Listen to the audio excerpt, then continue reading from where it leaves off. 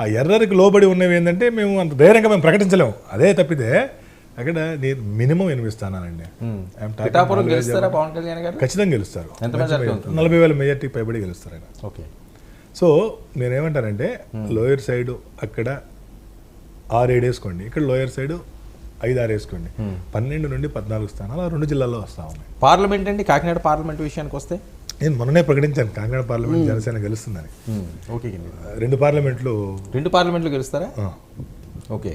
అంటే జనసేన ఆ విషయంలో సక్సెస్ అయిందండి. తీసుకున్న సీట్లు తక్కువ అయినా సరే 21 సక్సెస్ రేట్ ఎక్కువ ఉండబోతుంది. 21లో ఎన్ని వచ్చే 15-16 వచ్చే ఛాన్స్ ఉందండి. 15-16 అంటే చాలా ఎక్కువ. అంటే చాలా ఎక్కువ ఈయన పాత్ర ఎక్కువ ఉన్నది అయితే తెలుగుదేశం పార్టీ. అంటే ఇక్కడ ఒక పాయింట్ వస్తుంది, మీరు అటు నుంచి చూస్తే ఈయన పాత్ర ఎక్కువ, ఇటు నుంచి చూస్తే ఆయన కలిసినందుకే తెలుగుదేశం ఇదైంది అన్న దగ్గర నుంచి ఎక్కువ విజయం ఆయనకే లభిస్తుందని కదా అనుకోవాలి కదా. సక్సెస్ రేట్ పైగా ఆయన సభలోకి పంపించండి అని పదే సభలోకి వెళ్ళడానికి ఇది ఒక బేస్ లాగా పెట్టుకుంటే 21కి ఆయన వ్యూహం ఎక్కువ ఫలించినట్ట. ఒక 15 అందుకే అందరూ పవన్ కళ్యాణ్ ఇది మ్యాన్ ఆఫ్ ది మ్యాచ్ ఇట్లాంటివి వాడుతున్నారు. కాదు సార్ మస్తాన్ గారు, 21కి 15 నుంచి 16 వచ్చే ఛాన్స్ ఉందా? ఇలా అయితే పవన్ కళ్యాణ్ గారు సీట్లు తక్కువ తీసుకుని తప్పు చేసిరేమో అనుకోవాలి.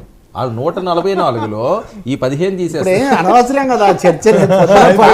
అదే కదా ఇప్పుడు వాళ్ళు మాట్లాడుకునేది అదే కదా, వాళ్ళు అదే కదా ఫీల్ అవుతారు, మీ వల్ల ఎలా జరిగింది ఎక్కువ తీసుకోపోవడం అని. ఇది కూడా మళ్ళీ స్టార్ట్ అవుతుంది. వర్మ, మీరు జనసేన యొక్క స్వభావాన్ని గుర్తించాలి. అది ఒక రాజకీయ పార్టీగా, పూర్తి రాజకీయ పార్టీగా ఎదగల. పవన్ కళ్యాణ్ గత ఎన్నికల్లో 2 చోట్ల ఓడిపోయినాడు.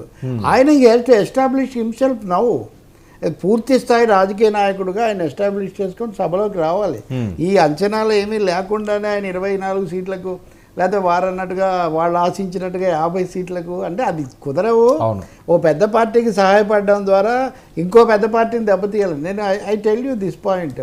పవన్ కళ్యాణ్ విషయంలో కొంచెం క్లియర్గా ఉంది. 2019లో కూడా ఆయన తెలుగుదేశం మీద కంటే జగన్ మీద ఎక్కువ విమర్శలు చేసేవారు. అప్పుడు నన్ను కూడా అనేవాళ్ళు, అంటే అవునయ్యా ఏముంది ఇద్దరు సమానం. ఆయన అన్నది ఏంటి, చంద్రబాబు నాయుడు గారు మెత్తపడిపోయారండి, నెక్స్ట్ నాకు ఛాలెంజర్, నేను ఛాలెంజ్ చేయాల్సింది జగన్నే అని. ఈ 5 ఏళ్లలో మీరు కనుక చూస్తే పార్టీగా తెలుగుదేశాన్ని ఎంత విమర్శించారో, వ్యక్తిగా పవన్ కళ్యాణ్ మీద వైసీపీ ఫోకస్ అంత ఎక్కువగా ఉంది. సో ఇవన్నీ యాదృచ్ఛికం కాదు, వాళ్ళ ఎత్తుగడలు, వాళ్ళ పరిమితులు అవే.